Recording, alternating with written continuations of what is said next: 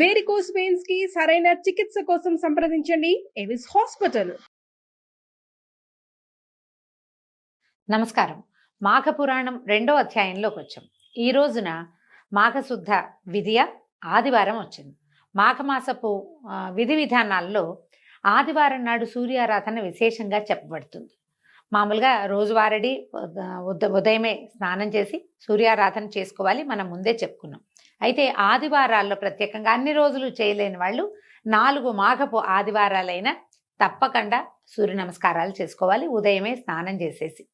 అయితే సూర్యారాధన విశేషంగా చేయదలుచుకున్న వాళ్ళు ఆదివారాలు పాలు పొంగించి పాయసం చేసి, మనం రథసప్తమి పాయసం ఎట్లా చేస్తాం, పాలని బాగా పొంగించి పొంగు వచ్చిన తర్వాత బియ్యం కొంచెం నెయ్యి కలిపిన బియ్యాన్ని వేస్తాం. కడక్కండా కొంతమంది ఇళ్లలో కడుగుతారు, బియ్యం విరగకూడదని నెయ్యి కలుపుతారు. కొంచెం నెయ్యి చుక్క వేసి బియ్యాన్ని ఇట్లా కలిపి ఒక 3 గుప్పెళ్ళ బియ్యం, ఒక 1/2 లీటర్ పాలకి ఒక 3 గుప్పెళ్ళ బియ్యం సరిపోతాయి, అంతకంటే పట్టవు. ఈ బియ్యం అన్నం చక్కగా పాలల్లో ఉడికిన తర్వాత దానికి బెల్లం కలిపి కొంచెం ఏలక పొడి వేసి, జీడిపప్పులు అవి ఏం వేయరండి, పైన ఇంకా వేసేదేం లేదు. ఆ పాలతో ఉడికిన పాయసాన్ని సూర్య భగవానుడికి నివేదన చేయటం అవకాశం ఉన్నవాళ్ళు చేసుకోండి. ఉదయకాలమే ఇది చేస్తే మంచిది. అయితే 2వ అధ్యాయంలో ఏం చెప్పారో చూద్దాం. దిలీప మహారాజు అనేక యజ్ఞయాగాదాలు చేసినటువంటి మళ్ళీ చెప్దామమ్మా, ఇక్కడి నుంచి రిపీట్ చేస్తే 2వ అధ్యాయంలో ఏం చెప్పారో చూద్దాం. దిలీప మహారాజు అనేక యజ్ఞయాగాదులు చేసిన పుణ్యాత్ముడు, ప్రజలందరినీ తమ కన్నబిడ్డల్లాగా చూసుకునేవాడు. ఇంతకీ ఈ దిలీప మహారాజు ఎవరు? ఈయన రఘువంశ సంజాతుడు. రఘువంశం మనకు తెలుసు, శ్రీరాముడి వంశమైన రఘువంశానికి ముందరి రాజుల్లో దిలీపుడు ఒక ఆయన. దిలీప మహారాజుది చాలా విశేషమైన గాథ చెప్పబడుతుంది. ప్రఖ్యాత కావ్యమైనటువంటి రఘువంశాన్ని కాళిదాస మహాముని ఏమిటో పేర్లు తప్పేస్తున్నాయి, మళ్ళీ చెప్తాం. పంచకావ్యాల్లో ప్రఖ్యాతమైన రఘువంశ మహాకావ్యాన్ని కాళిదాస మహాకవి రచించాడు. ఆయన ఆ రఘువంశాన్ని దిలీప మహారాజు కథతోటే మొదలుపెట్టాడు. దిలీపుడు చాలా ప్రఖ్యాత పురుషుడు రఘువంశంలో. అయితే ఆయనను గురించే మనం ఈ కథ చెప్పుకుంటున్నాం అన్నమాట. ఈయన ప్రజా సంక్షేమమే ధ్యేయంగా పరిపాలించాడు. ప్రజలందరి చేత మిక్కిలి శ్లాఘనీయంగా పాలించడం వల్ల ఆయన కీర్తి దశ దిశలా వ్యాప్తి చెందింది. ఈ ఊళ్ళో ఉన్న వాళ్ళంతా ఇంకో పక్క దేశాలకు వెళ్ళినప్పుడు మా రాజుగారంత గొప్ప రాజుగారు లేరని ఎంతో ప్రచారం చేసేవారనమాట. నిత్యము ప్రజాక్షేమమే జీవిత పరమావధిగా ఉండేవాడు. ఒకసారి దిలీప భూపతి వేట కోసం అడవికి పోవాలని కోరిక పుట్టి వెళ్ళాడట. రాజులు మృగయావ వ్యసనులు అని చెప్తారు, వాళ్ళకి ఏంటంటే వేటాడడం అంటే ఇష్టం. మహారాజు తలుచుకుంటే కాందేముంది, అందులోనూ మహారాజులు ఎట్లాంటి ఈ రఘువంశంలో ఉన్న వాళ్ళు ఏది చేయాలనుకుంటే అది చేసేయగలుగుతారు. అట్లాగే దిలీప మహారాజు రాజసభలో తన కోరికని వెళ్ళబుచ్చాడట. ఇంకేముంది, మొత్తం మంది మార్బలం అంతా తయారయ్యారు. వేటకు కావాల్సినటువంటి సమస్తము సమకూర్చబడ్డాయి. కావలసిన వస్తువులన్నీ సిద్ధం చేశారు. ముందు వేటాడాలంటే వీళ్ళు ఏ అడవిలోకి వెళ్తున్నారో అక్కడున్న గిరిపుత్రులకి, ముందు వేటగాళ్ళకి వాళ్ళకి కబురు వెళ్తుంది. అక్కడ వాళ్ళు సిద్ధంగా ఉంటారు మహారాజు రాక కోసం. మాటలు వేస్తారు, ఎక్కడెక్కడ పులుడు ఉన్నాయి, ఎక్కడెక్కడ లేలు తిరుగుతాయి, ఎక్కడ ఏం జరుగుతుందో ముందే సమాచారం అంతా సేకరించి పెడతారు. ఆ తర్వాత రాజుకు కావాల్సిన మంది మార్బలము, వేట కుక్కలు, వేటగాళ్ళు తోడు, కొంతమంది ఆంతరంగిక మిత్రులు, స్నేహితులు, స్త్రీజనాన్ని పెద్దగా తీసుకెళ్లేవాళ్ళు కాదు. ఆ తర్వాత ఏమో ఈయనకి అంగరక్షకులు, కొత్త కొత్త బాణాలు, విసురుగా పడగలిగేటువంటి బల్లేలు, వాటన్నిటినీ సిద్ధం చేసుకుంటారు. వేట అంటే ఇవాళ అనుకోగానే రేపొద్దునే బయలుదేరటం అప్పుడు విధానం కాదు. కొంచెం సమయం చూసుకుని, ముహూర్తం కూడా చూసుకుని మంచి ముహూర్తంలో బయలుదేరేవాళ్ళు. అయితే సుముహూర్తంలో దిలీప మహారాజు వేట దుస్తులు ధరించి సైన్య సమేతుడై వేట కోసం అడవులకి బయలుదేరాడు. ఈయన వేట కోసం ఎంచుకున్న అడవి మిక్కిలి క్రూర జంతువుల మయమైనది, బాగా భయంకరమైన అడవి, దట్టమైన అడవట. చీమలు దూరని చిట్టడవి, కాకులు దూరని కారడవి అని చెప్తారు. దండకారణ్యము వంటి బాగా ఘోరమైన అరణ్యం, బాగా చిక్కగా ఉంటుందన్నమాట అది. అయితే అవి ఏం చేస్తున్నాయంటే అరణ్యం నుంచి క్రూర జంతువులు సమీప గ్రామాల మీద పడి మనుషుల్ని, పశువుల్ని చంపి నానా భీభత్సము, భయోత్పాతాన్ని సృష్టిస్తున్నాయి. అందుకని ఈయన ఈ ప్రాంతానికి వేటకు వెళ్తే వాటిని దుష్ట శిక్షణ, శిష్టరక్షణ అవుతుంది. క్రూర జంతువులను కొన్నిటిని చంపేస్తే మిగిలినవి ఆ పక్కకి రాకుండా ఉంటే ఇక్కడ వేట జరుగుతుందని భావించి, తద్వారా చుట్టుపక్కల గ్రామాల్లో ఉన్నటువంటి ప్రజలు వాళ్ళు రక్షింపబడతారని ఆయన ఆ ప్రాంతానికి వేటకు వెళ్దామనుకున్నాడు. సరే, క్రమంగా ఒక కొద్ది రోజుల్లోనే ఆ సమీపంలో ఉన్న గ్రామాలకి క్రూర జంతువుల బెడదంతా తప్పించేసాడు. మొత్తానికి జరిగింది. అరణ్యంలోకి ప్రవేశించిన తర్వాత ఎన్నో క్రూర మృగాల్ని కనబడకుండా చెట్ల చాటున పొదల మాటున రహస్యంగా పొంచి ఉండి కనిపించిన క్రూర మృగాలన్నీ తన సమూహంతో కలిసి చంపేశాడు. పరివారం అంతా కూడా దీంట్లో నిమగ్నమైంది. ఇలాగా లెక్కలేనన్ని రోజులు ఉండి లెక్కలేనన్ని మృగాలని వధించారట.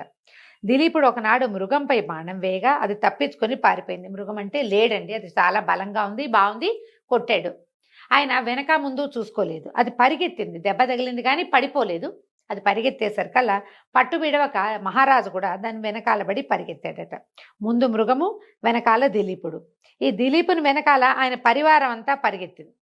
అందువల్ల జనాలు వెళ్తారు, అంగరక్షకులు, ఆయనకి వేటగాళ్ళు సహాయం వచ్చేవాళ్ళు, మధ్యలో ఏదైనా అనుకోని ప్రమాదం వస్తుంది కదా, అందరూ కలిసి ఆ పక్కకి పరిగెత్తడం మొదలుపెట్టారు.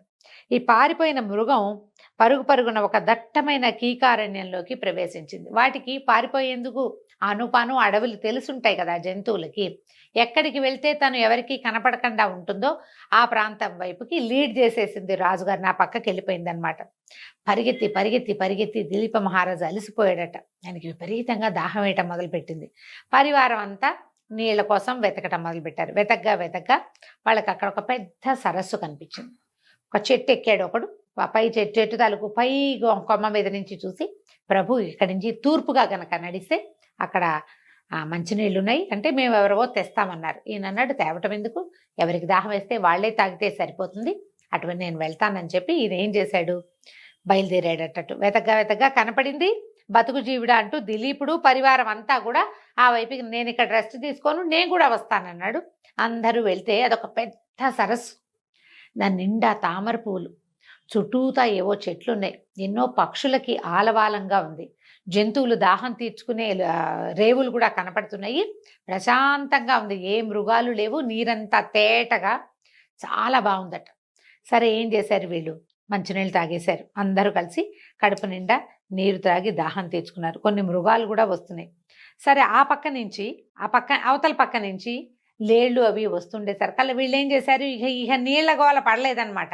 వేట మీద ఉన్నారు కదా, ఆ కనపడుతున్న మృగాల్ని కూడా సంహరించి వాటన్నిటినీ కూడా తమ తాలూకు ఈ గుర్రాల మీద వాటి మీద వేసుకుని తిరుగు ప్రయాణం కట్టేశారు. వెనక్కి తిరిగి వస్తున్నారట. వేట నుంచి తిరిగి వస్తున్న దిలీప మహారాజుకి మార్గ మధ్యంలో ఒక వృద్ధ బ్రాహ్మణుడు ఎదురయ్యాడు. ఎదురైతే సద్బ్రాహ్మణుడైన వృద్ధ బ్రాహ్మణుడు ఆ మిక్కిలి బ్రహ్మతేజస్సుతోటి వెలిగిపోతున్నాడు, సర్వజ్ఞానిలాగా ప్రకాశిస్తున్నాడు. అతని ముఖవర్చస్సు ఎట్లా ఉందంటే ఆయన చూస్తే ఎవరైనా ఆకర్షితులు కావాల్సిందేనట. అయితే చక్కగా ఉన్నాడు, నమస్కారం చేయాలనే భావన పుట్టించేలాగా ఉన్నాడు. ఈ దిలీప మహారాజు కూడా సహజంగా బ్రాహ్మణ భక్తి ఉండేది రాజులకి. ఈయన మరీ భక్తుడు. ఈయన ఏం చేశాడు, ఆయన్ని చూడంగానే గుర్రం దిగి 2 చేతులు జోడించి, నమస్కారం పండితోత్తమ, మీ దర్శన భాగ్యం చేత నా జన్మ ధన్యమైంది, నేను ఈ రాజ్యానికి అధిపతిని, నన్ను దిలీప చక్రవర్తి అంటారు, నన్ను ఆశీర్వదించండి అని నమస్కారం చేశాడు. ఆ వృద్ధ బ్రాహ్మణుడు దిలీప మహారాజుని ఎగాదిగా చూసి ఆ పాదమస్తకము పరిశీలించి, మహారాజా, సరస్సులో ఉన్న నీటిని తాగి దాహం తీసుకుని వెళ్ళిపోతున్నావు, ఇది మాఘమాసమని, సరస్సులో స్నానం చేయాలని తెలీదా నీకు అని అడిగేసరికి ఈయన ఆశ్చర్యపోయాడు. ఈ మాఘమాస మహాత్యం గురించి నీకెవరూ చెప్పలేదా, మాఘమాసం స్నానం, ఈ మాఘంలో చేసేటువంటి స్నానం అత్యంత పుణ్యదాయకమని నీకు తెలియదా అని ప్రశ్నించాడు. ఇప్పుడు వీళ్ళు చీకటి పడేదాకా ఇక్కడ తిరిగారు అనుకుందాం, తిరిగారు, ఆ రాత్రికి దాహం తీర్చుకోవడానికి ఇక్కడికి వచ్చారు, మంచినీళ్ళు తాగారు, అక్కడ రెస్ట్ తీసుకుని ఉంటారు. తెల్లవారుజామున చాలా జంతువులు దాహం తీర్చుకోవడానికి వస్తాయి, వీళ్ళు ఆ జంతువులన్నిటినీ సంహరించారు. సూర్యోదయం అవుతుండగా వెనక్కి మరలి వస్తున్నారు. సూర్యోదయం అయ్యింది.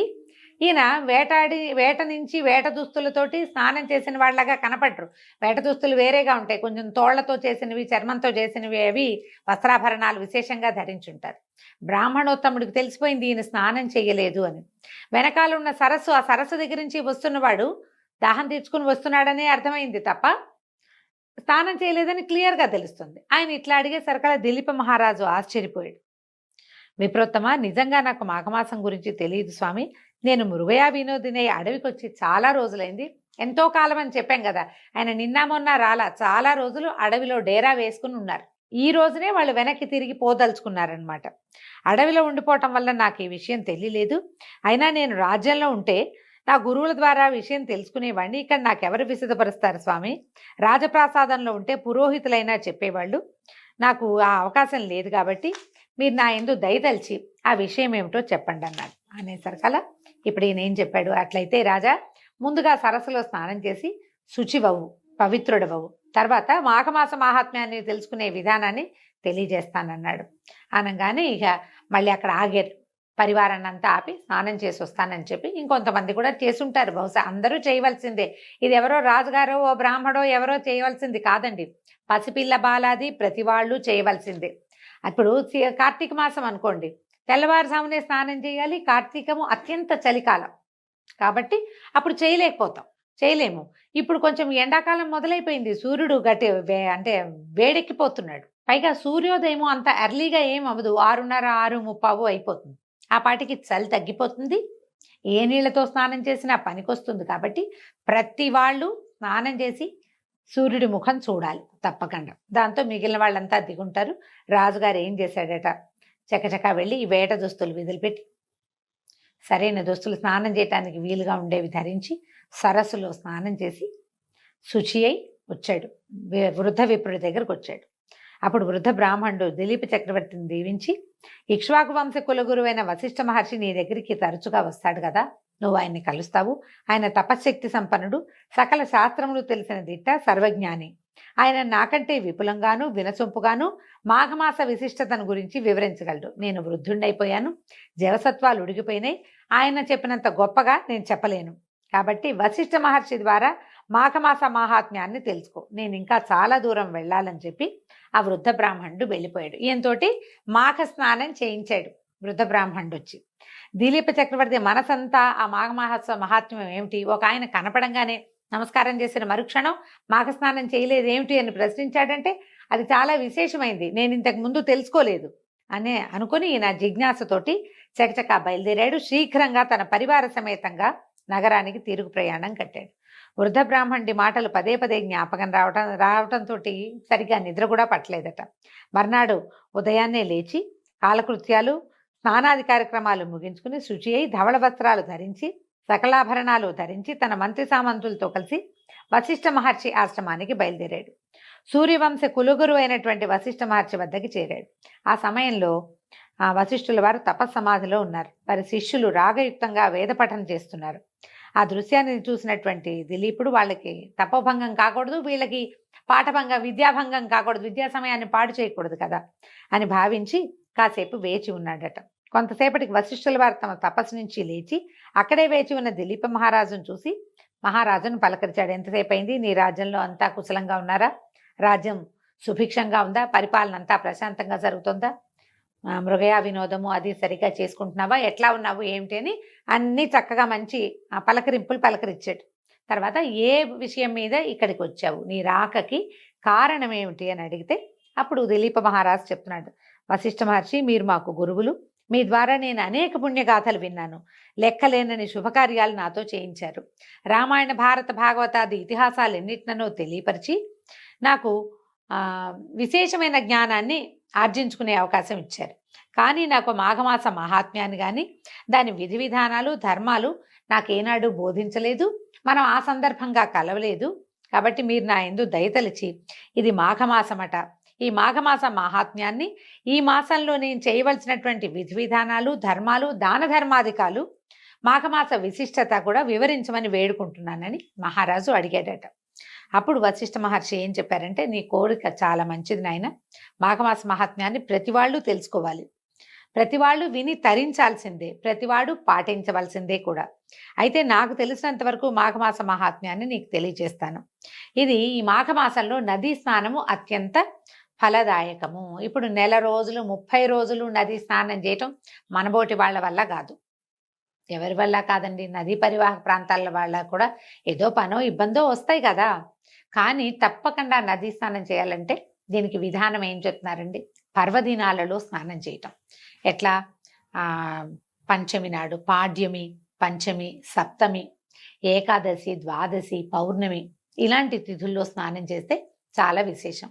లేదా ఆదివారాలు కూడా మామూలుగా తిథులు చెప్తారు ప్రత్యేకంగా పర్వదినాలకి, కానీ మాఘంలో ఆదివారాలు కూడా స్నానానికి విశేషంగా చెప్తారు. ఈ లెక్కబెట్టి కనీసం ఈ 10, 14, 13 రోజుల్లో ఏదైనా అన్ని రోజులు కానీ లేదా ఏదైనా ఒక్క రోజైనా కానీ అవకాశం తీసుకుని నదీ స్నానం చేస్తే చాలా మంచిది. సముద్ర స్నానం కూడా చాలా విశేషంగా చెప్తారు. సముద్రం అందరికీ అవకాశం ఉండదు, నది కొంతమందికైనా కుదురుతుంది కాబట్టి స్నానం చేయాలి. ఈ మాఘమాస నదీ స్నానం అత్యంత ఫలదాయకం. ఈ మాసంలో నదీ స్నానం చేయటం వల్ల దొరికేటువంటి పుణ్యఫలము మరి ఏ యజ్ఞయాగాదులు క్రతువులు చేసినా లభించదు. ఈ మాసం నందు మనుషులు నదీ స్నానం చేసి అత్యంత పుణ్యాత్ములవుతున్నారు. ఈ మాఘమాసం ఒక ప్రత్యేకతను ఏం సంతరించుకుందంటే ఒక్కసారి నదీ స్నానం వల్లే పుణ్యలోకాలు లభిస్తాయట. ఇది మనం ఇప్పుడు జీవించి ఉండగా లభించేది కాదు. పుణ్యలోకాలంటే మరణానంతర సుఖం లభిస్తుందని చెప్తారు. దాంతో పాటుగా ఇంకోటి ఏం చెప్తారంటే ఇది సూర్యారాధనకి అనువైన మాసం కాబట్టి నదీ స్నానం చేసి సూర్యుడికి అర్ఘ్యం ఇవ్వటం వల్ల ఆరోగ్యం సిద్ధిస్తుంది. మనం మరణించిన తర్వాత వచ్చే పుణ్యలోకాల కంటే ఇప్పుడున్న సమయం బాగుండాలి కదా, ఆరోగ్యం సిద్ధిస్తుంది. రవి అత్యంత ప్రసన్నుడుగా ఉంటాడు. ఏదైనా మనకి గ్రహ దోషాలు ఉన్నాయి, రవి దోషాలు కనిపిస్తాయి జాతకంలో, అలాంటి వాళ్ళు కూడా ఈ మాఘమాసం ఈ నెల రోజులు పొద్దున్నే స్నానం చేసి సూర్యదర్శనం చేసుకుంటే సూర్యగ్రహం వల్ల కావాల్సిన పనులు అవుతాయట. ఆరోగ్యమే కాదు, గవర్నమెంట్ ఉద్యోగాలు రావటం, గవర్నమెంట్ ఆఫీసుల్లో ఉండే ఇబ్బందులు అలాంటివి తొలుగుతాయని కూడా కొంతమంది పెద్దవాళ్ళు చెప్తూ ఉంటారు. ఈ మాఘమాస స్నానము శాశ్వత స్వర్గలోక ప్రాప్తినిస్తుంది. అంతేకాని ఇతర యజ్ఞయాగాదుల్లాగా తాత్కాలిక ఫలితాన్ని ఇవ్వదు. అంటే యజ్ఞయాగాదుల్లో 100 యజ్ఞాలు చేసిన వాడికి స్వర్గం లభిస్తుంది అంటారు. ఆ పుణ్యం అయిపోయాక వెనక్కి తిరిగి వచ్చేస్తారు. కానీ ఈ మాఘమాసంలో చేసేటువంటి స్నాన విధుల వల్ల శాశ్వతంగా స్వర్గలోక ప్రాప్తి లభిస్తుందట. అందువలన ప్రతి వాళ్ళు కూడా ఈ నెల రోజుల పాటు కాకపోయినా పర్వదినాల్లో అయినా కనీసం ఆదివారాల్లో అయినా నదీ స్నానమో ఇంట్లో స్నానమో చేసి సూర్య దర్శనం చేయటం వల్ల మాఘమాసంలో సూర్య దర్శనం చేసిన ఫలితం వల్ల ఇహంలో ఆరోగ్యము, పరంలో స్వర్గలోక ప్రాప్తి లభిస్తాయని చెప్తున్నారండి. దీంతో 2వ రోజు పారాయణ పూర్తయింది. రేపు ఉదయం మళ్ళీ 3వ రోజు పారాయణతో కలుసుకుందాం. నమస్కారం.